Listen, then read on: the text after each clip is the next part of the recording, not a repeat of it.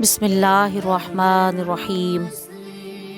ماہ رمضان کریم میں صحیح روزہ رکھنے کے لیے ماہ رمضان کریم کے روزے کے مسائل سیکھنا ہر مسلمان مرد و عورت کے اوپر لازم ہے، اور اگر آپ نے ماہ رمضان کریم میں روزے کے مسائل سیکھ لیے ہیں تو پھر ایک بار ان کو دہرا لیجئے اور سن لیجئے، تاکہ روزہ جو ہے وہ احسن طریقے سے رکھا جائے اور اس کا پورا اجر نصیب ہو۔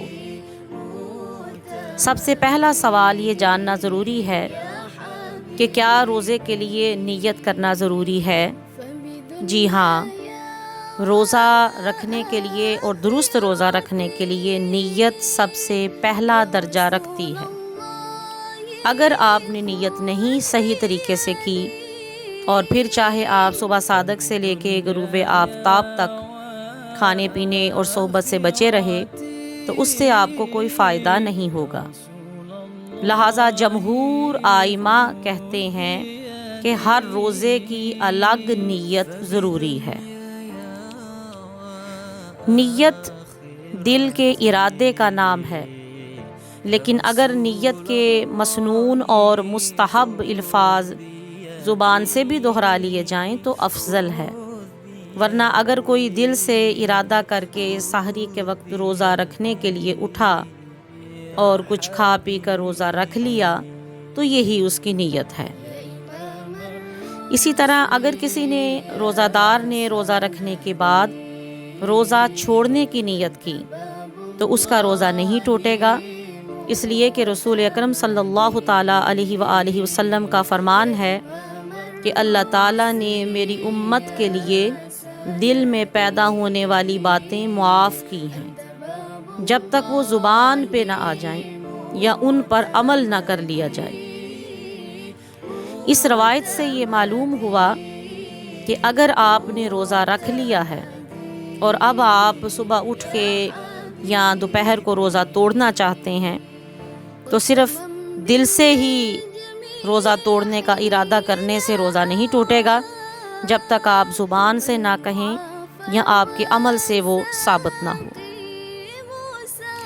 یہ جاننا ہم سب کے لیے بہت ہی زیادہ ضروری ہے کہ سحری کا وقت کب ختم ہوتا ہے، اور اگر اس کے بعد بھی کچھ کھا پی لیا جائے تو پھر اس کے کیا مسائل ہیں۔ سحری کا وقت ختم ہونے کے بعد کچھ بھی کھانا پینا جائز نہیں ہے، کیونکہ سحری کا وقت رات کے آخری نصف سے شروع ہوتا ہے اور سحری صبح صادق سے چند لمحے قبل تک اس کا ٹائم باقی رہتا ہے۔ حضرت زید بن ثابت رضی اللہ تعالی عنہما سے مروی ہے کہ ہم نے رسول کریم صلی اللہ تعالی علیہ وآلہ وسلم کے ساتھ سحری کھائی، پھر آپ نماز کے لیے اٹھے۔ راوی کہتے ہیں کہ میں نے ان سے دریافت کیا کہ اذان اور سحری میں کتنا وقفہ تھا، یعنی حضور صلی اللہ علیہ وآلہ وسلم نے اذان سے کتنی دیر پہلے سحری کی تھی؟ انہوں نے فرمایا کہ 50 آیات پڑھنے کے برابر۔ سبحان اللہ۔ جمہور فقہا کے نزدیک اگر صبح صادق ہونے میں شک ہو تو پھر تو کھا پی سکتے ہیں، لیکن جب صبح صادق کا یقین ہو جائے تو رک جانا ضروری ہے۔ ہاں، اگر کچھ کھا رہا ہو اور اذان فجر شروع ہو جائے تو پھر اس وقت اپنا کھانا پینا روک دینا چاہیے۔ ایک اور اہم ترین سوال یہ بھی ہے کہ سحری کھانے میں تاخیر اور افطار کرنے میں جلدی کا حکم کیوں دیا گیا ہے؟ سحری میں تاخیر اور افطاری جلدی کرنا سنت مؤکدہ ہے۔ نبی کریم صلی اللہ تعالیٰ علیہ وآلہ وسلم کا عمر بھر یہ معمول رہا ہے کہ آپ صلی اللہ علیہ وآلہ وسلم سحری میں تاخیر اور افطاری میں جلدی کیا کرتے تھے۔ حضرت عبداللہ بن عباس رضی اللہ تعالی عنہما بیان کرتے ہیں کہ نبی کریم صلی اللہ علیہ وآلہ وسلم نے ارشاد فرمایا، ہم گروہ انبیاء کو حکم دیا گیا ہے کہ ہم سحری تاخیر سے اور افطاری جلدی سے کریں۔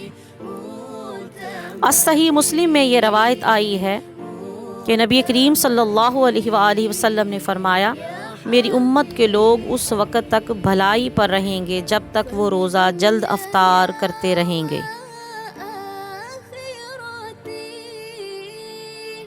يا رسول